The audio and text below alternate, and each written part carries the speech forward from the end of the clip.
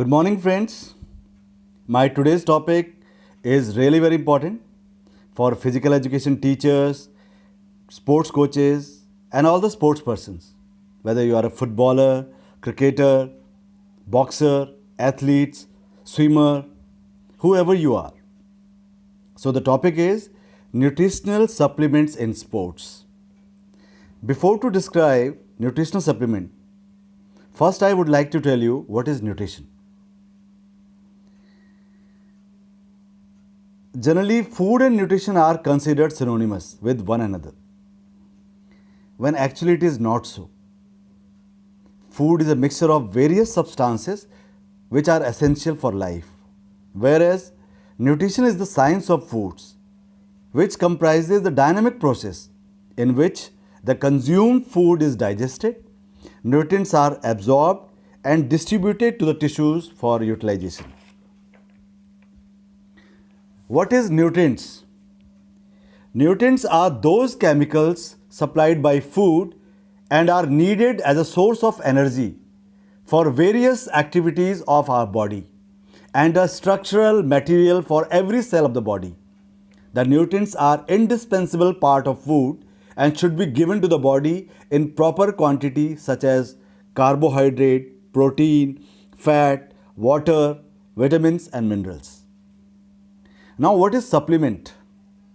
Supplements are concentrated sources of nutrients which fulfills the requirement of other nutrients which is lacking in our diet. These are taken by mouth in the form of pills, capsules, powders, liquid and energy bars in order to increase the quantity of their consumption. Okay, now I come on my main topic. What kind of various legal ways which sports persons can adopt in order to enhance her performance in sports. Actually ये जो supplements हैं ये कई तरीके से जाने जाते हैं. कोई इन्हें डाइटरी सप्लीमेंट्स कह देता है, कोई इन्हें न्यूट्रिशनल सप्लीमेंट्स और कोई इनको फूड सप्लीमेंट्स भी कह देते हैं. आजकल आप देख ही रहे होंगे कि जेनेटिकली मॉडिफाइड फूड का ज़माना है. तो बेसिकली जेनेटिकली मॉडिफाइड फूड का आइडिया यह है कि population increasing day by day और सबको खाना देना है और जल्दी से जल्दी देना है. बायोटेक्नोलॉजिस्ट इस पर रिसर्च कर रहे हैं कि ज़्यादा अवेलेबिलिटी कैसे हो, फूड की डिमांड को पूरा किया जाए, हंगर को रिड्यूस किया जाए. उसके साथ साथ क्वालिटी ऑफ फूड ग्रेन्स को बढ़ाने के लिए भी बहुत सारी रिसर्च चल रही हैं. इनमें सप्लीमेंट्स एक बहुत बड़ी मार्केट है which is uplifting very fast, becoming very popular. आज की डेट में आप देख सकते हैं कि बहुत बड़ा बिजनेस है न्यूट्रिशनल सप्लीमेंट्स का. अब आप देखिए 50,000 से ज़्यादा का न्यूट्रिशन सप्लीमेंट अवेलेबल है मार्केट में. और अमेरिका के अंदर जो 50% एडल्ट पॉपुलेशन है वो न्यूट्रिशन सप्लीमेंट्स कंज्यूम करती है, ऐसा उन्होंने खुद माना है. एक सर्वे के अनुसार ये एक बहुत बड़ी इंडस्ट्री बनकर आई है. $34 बिलियन की इंडस्ट्री है US alone. So I begin with natural supplements. First I want to tell you these supplements are categorised in ABCD. A category के अंदर वो न्यूट्रिशनल सप्लीमेंट्स आते हैं जिन पर ऑलरेडी रिसर्च हो चुकी है, जो प्रूवन है कि हाँ परफॉर्मेंस एनहेंस होती है, जैसे कि क्रिएटिन, नाइट्रेट्स, वे प्रोटीन एक्सेट्रा, और जिनके बहुत कम साइड इफ़ेक्ट्स हैं. और कैटेगरी बी के अंदर वो सप्लीमेंट्स आते हैं जिनके ऊपर बहुत ज़्यादा रिसर्च नहीं हुई है. कहीं कहीं पर उनके इफ़ेक्ट पॉजिटिव पाए गए हैं और कहीं पर नहीं भी पाए गए हैं, जैसे कैफीन या टॉरिन. लेकिन इन सबको एक प्रॉपर प्रोटोकॉल के तहत ही स्पोर्ट्स पर्सन को दिया जाता है. नेचुरल सप्लीमेंट्स के अंदर मैं सबसे पहले बात करूंगा नाइट्रेट्स की, जो कि बहुत ही पावरफुल और वेल स्टडीड, वेल रिसर्च्ड और इफेक्टिव माना जाता है. नाइट्रेट्स बहुत ही पावरफुल इंग्रेडिएंट्स होते हैं. Nitric oxide is produced naturally by our body by using nitrate. Its most important function is vasodilation. Nitric oxide एक तरह की गैस है. जब ये हमारी बॉडी में ज़्यादा प्रोड्यूस होती है तो वैसोडाइलेशन करती है. Nitric oxide production is essential for overall health because it allows blood, nutrients and oxygen to travel to every part of our body effectively and efficiently. Doctors इसको अक्सर इरेक्टाइल डिसफंक्शन के लिए भी यूज़ करते हैं. इसके अलावा नाइट्रिक ऑक्साइड के फिजिकल परफॉर्मेंस एनहांसमेंट के बेनिफिट्स में सबसे ज़्यादा इंपॉर्टेंट फैक्टर है कि ये मसल की सोरनेस को कम करती है. इसके अलावा नाइट्रेट जो कंपाउंड है वो ब्लड प्रेशर को लो करने में भी हेल्पफुल है. एल-सिटिलिन एंड एल-आर्गिनिन ये दो तरह के नाइट्रेट्स हैं जो हमारी बॉडी में नाइट्रिक ऑक्साइड के प्रोडक्शन में बहुत हेल्पफुल हैं. ये एक्टिव मसल्स के अंदर ब्लड फ्लो को काफ़ी ज़बरदस्त तरीके से इंक्रीज कर देते हैं, जिससे न केवल ऑक्सीजन कैरिंग कैपेसिटी बढ़ती है बल्कि एक्सरसाइज कैपेसिटी भी बढ़ जाती है. नेक्स्ट हम बात करते हैं कुछ अमीनो एसिड्स की. So at the first it is important to discuss to this important supplement which is called beta alanine. Beta alanine is a naturally occurring beta amino acid. It is a non-essential type of amino acid. Beta alanine वो special तरीके का amino acid है जो बाकी amino acids की तरह repair, growth and maintenance of the muscles के अलावा मसल फटीग को रिड्यूस करने में भी हेल्प करता है. It also has antioxidant, immune enhancing and anti ageing properties. It helps in buffering lactic acid in muscles. Lactic acid को metabolise कर देता है. बीटा एलेनाइन को डायरेक्टली हमारी बॉडी यूज़ नहीं करती. एक्चुअली हमारी बॉडी के अंदर ऑलरेडी हिस्टिडीन एक बेसिक एसेंशियल अमीनो एसिड है जो बीटा एलेनाइन के साथ कंबाइन करने के बाद एक कंपाउंड बनाता है जिसे हम कहते हैं कार्नोसिन. हमारी मसल्स के अंदर 80% कार्नोसिन पाया जाता है. Carnosine is actually acting to be precise as a buffer against acid during high intensity exercises, especially in HIIT, high intensity training.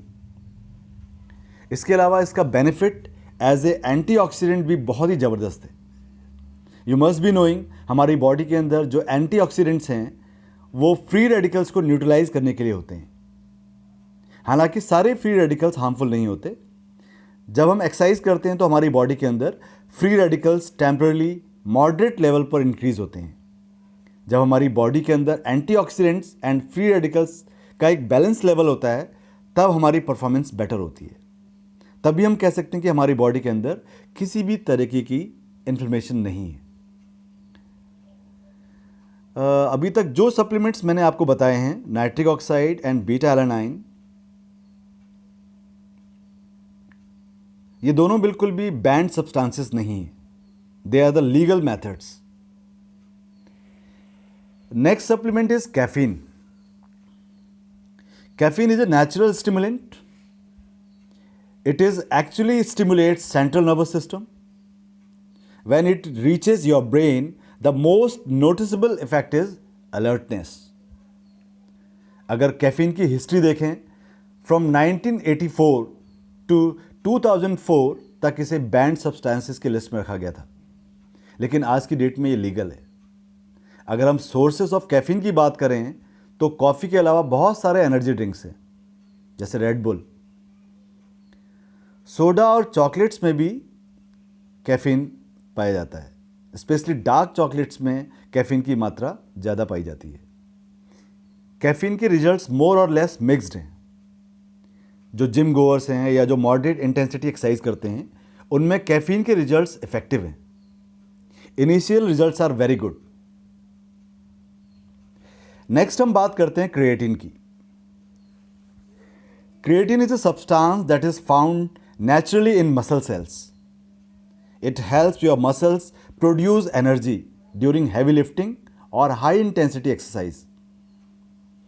Taking creatine as a supplement is very popular among athletes and bodybuilders in order to gain muscle, enhance strength and improve exercise performance. Creatine is available in various forms in the market. Among all, creatine monohydrate is the most common type of creatine. It is cheap option which is easily available in the market. Creatine के natural sources meat, poultry, fish हैं, लेकिन ये plant foods में नहीं मिलता है।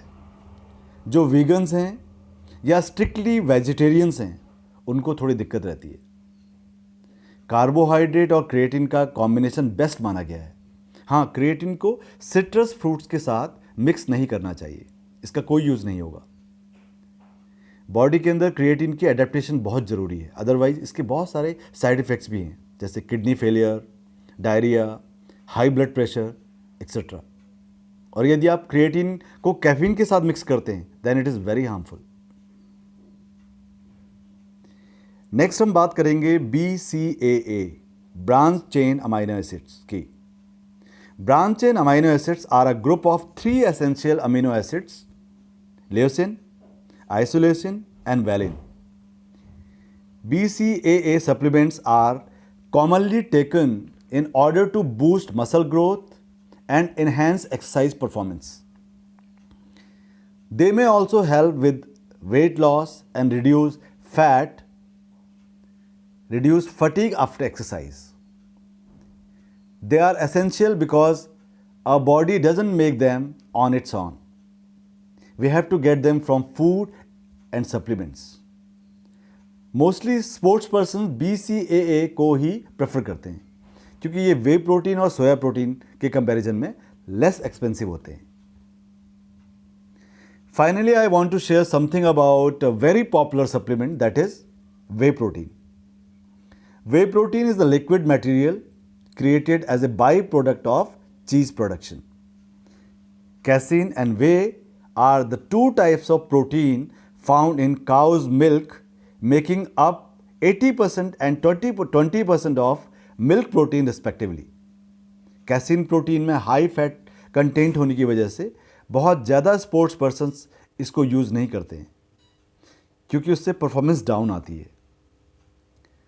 Recovery में अक्सर बॉडी बिल्डर्स वे प्रोटीन यूज़ करते हैं because way is an excellent source of high quality protein. It promotes muscle growth, it may lower blood pressure, it can help you lose weight, etc. इसके अलावा भी बहुत सारे supplements हैं जैसे sodium bicarbonates, HMB, etcetera etcetera.